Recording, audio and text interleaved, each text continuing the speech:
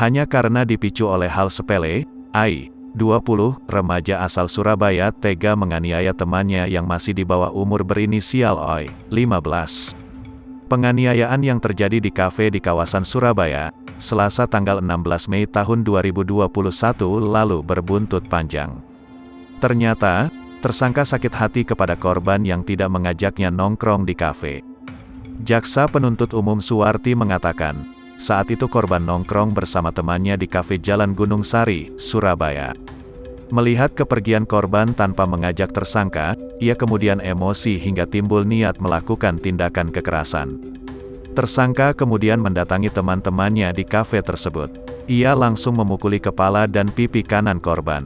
Penganiayaan itu sempat dilerai kedua teman pria mereka, yang ikut nongkrong. Para remaja belasan tahun ini lantas diusir pemilik kafe karena sudah membuat keributan. Mereka lantas pindah di kafe lain tidak jauh dari situ. Di kafe tersebut, emosi Ai belum reda. Terdakwa kembali memukul kepala Oi.